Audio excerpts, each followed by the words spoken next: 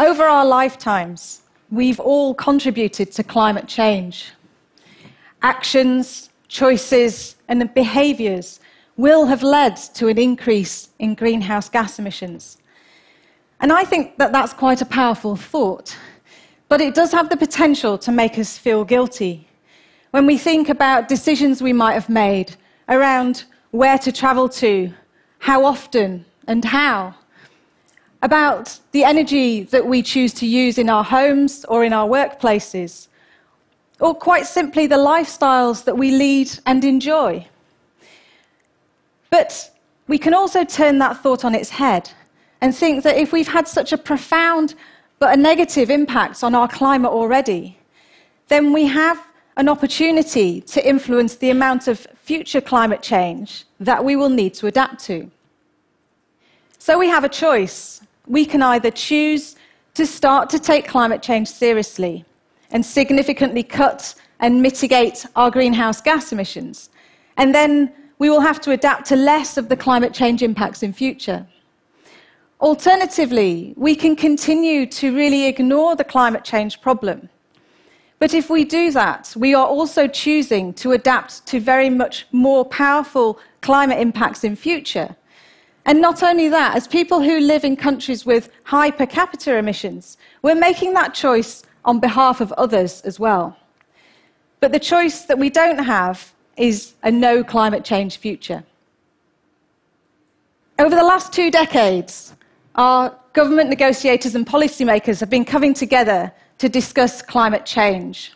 And they've been focused on avoiding a 2-degree centigrade warming above pre-industrial levels. That's the temperature that's associated with dangerous impacts across a range of different indicators to humans and to the environment. So 2 degrees centigrade constitutes dangerous climate change. But dangerous climate change can be subjective. So if we think about extreme weather event that might happen in some part of the world, and if that happens in a part of the world where there is good infrastructure, where there are people that are well insured and so on, then that impact can be disruptive, it can cause upset, it can cause cost. It could even cause some deaths. But if that exact same weather event happens in a part of the world where there is poor infrastructure, or where people are not well insured, or they're not having good support networks, then that same climate change impact could be devastating. It could cause a significant loss of home, but it could also cause significant amounts of death. So this is a graph of the CO2 emissions up the left-hand side from fossil fuel and industry, and time from before the Industrial Revolution out towards the present day. And what's immediately striking about this is that emissions have been growing exponentially. If we focus in on a shorter period of time from 1950, we have established in 1988 the Intergovernmental Panel on Climate Change, the Rio Earth Summit in 1992. Then rolling on a few years, in 2009 we had the Copenhagen Accord, where it established avoiding a 2-degree temperature rise in keeping with the science and on the basis of equity. And then in 2012, we had the Rio +20 event. And all the way through, during all of these meetings and many others as well, emissions have continued to rise. And if we focus on our historical emission trend in recent years, and we put that together with our understanding of the direction of travel in our global economy, then we are much more on track for a 4-degree centigrade global warming than we are for the 2-degree centigrade. Now let's just pause for a moment and think about this 4-degree global average temperature. Most of our planet is actually made up of the sea.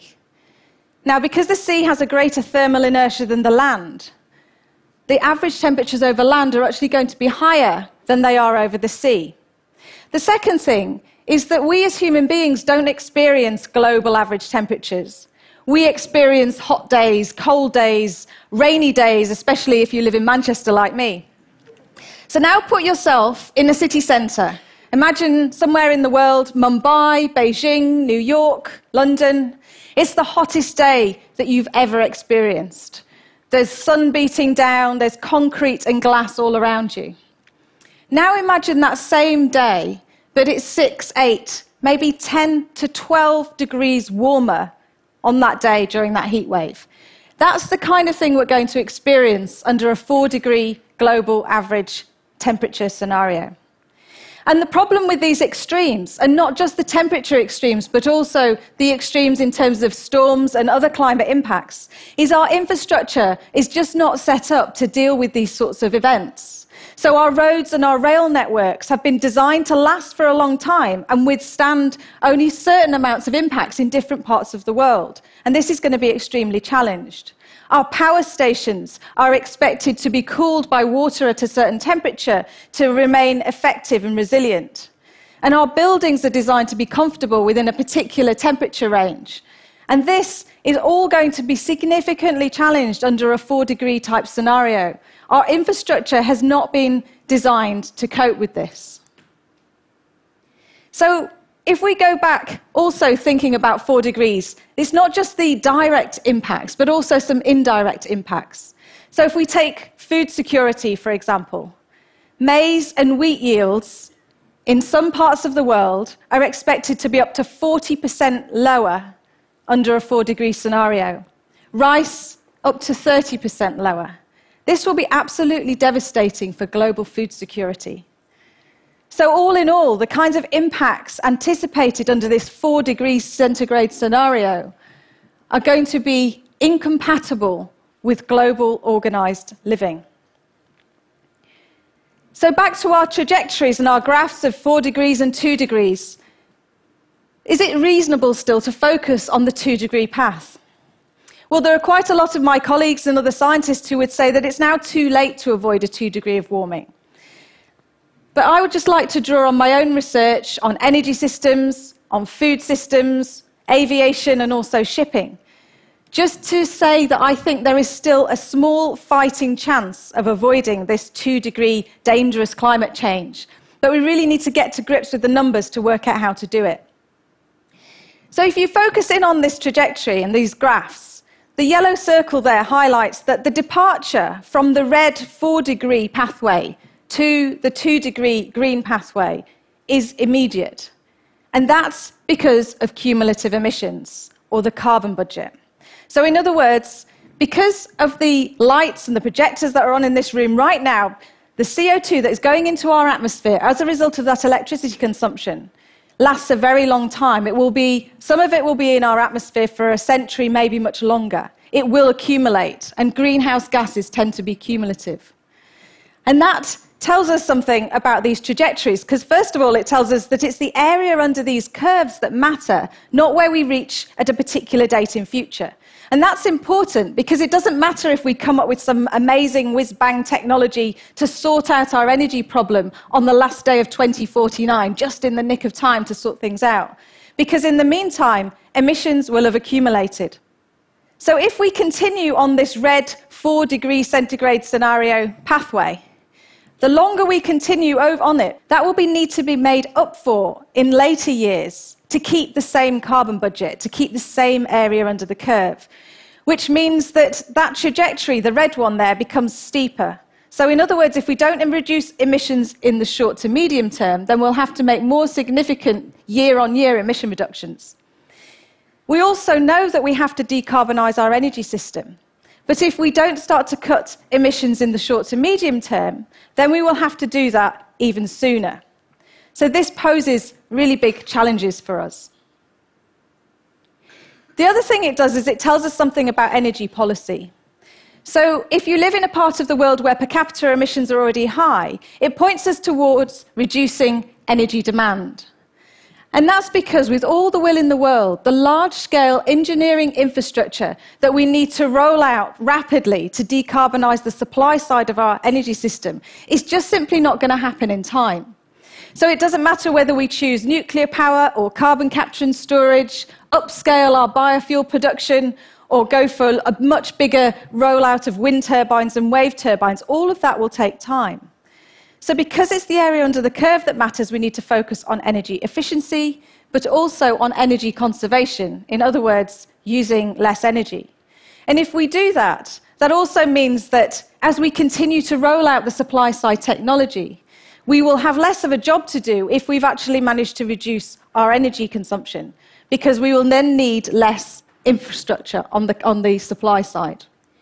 Another issue that we really need to grapple with is the issue of well-being and equity. There are many parts of the world where the standard of living needs to rise, but with energy systems currently reliant on fossil fuel, as those economies grow, so will emissions. And now, if we're all constrained by the same amount of carbon budget, that means that if some parts of the world's emissions are needing to rise, then other parts of the world's emissions need to reduce.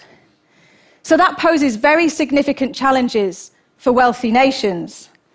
Because according to our research, if you're in a country where per capita emissions are really high, so North America, in Europe, in Australia, emission reductions of the order of 10% per year and starting immediately will be required for a good chance of avoiding the 2-degree target.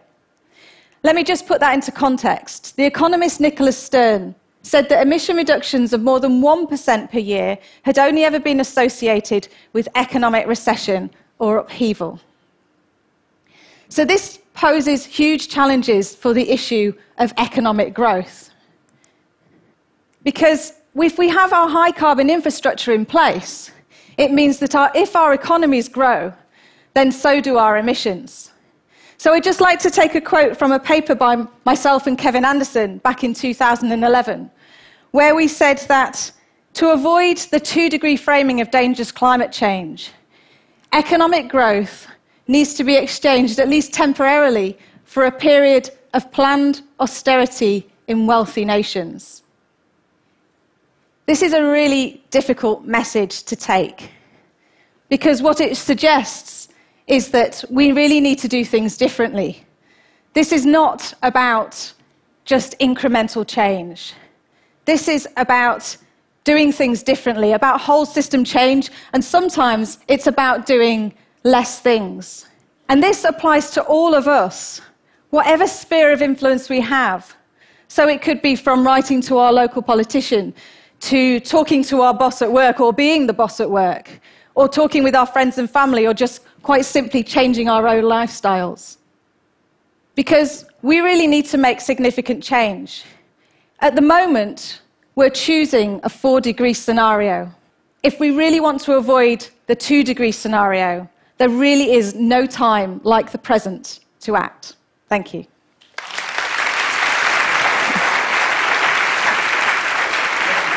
Thank you. Alice, basically what you're saying in the talk is, unless wealthy nations start cutting 10% per year the emissions now, this year, not in 2020 or 25, we are going to go straight to the 4+ degrees scenario. I'm wondering, what's your take on the cut by 70% for 2070? Yeah, I mean, it's just nowhere near enough to avoid 2 degrees. I mean, one of the things that often, when there are these modelling studies that look at what we need to do, is they tend to hugely overestimate how quickly other countries in the world can start to reduce emissions. So they make kind of heroic assumptions about that. And the more we do that, because it's the cumulative emissions that matter, it's this short-term stuff that really matters. So it does make a huge difference. If a big country like China, for example, continues to grow even just for a few extra years, that will make a big difference to when we need to decarbonise. So I don't think we can even say when it will be, because it all depends on what we have to do in the short term. But I think we've just got huge scope, and we just don't pull those levers that allow us to reduce the energy demand, which is a shame. Thank you for coming to TED and sharing this data. Thank you.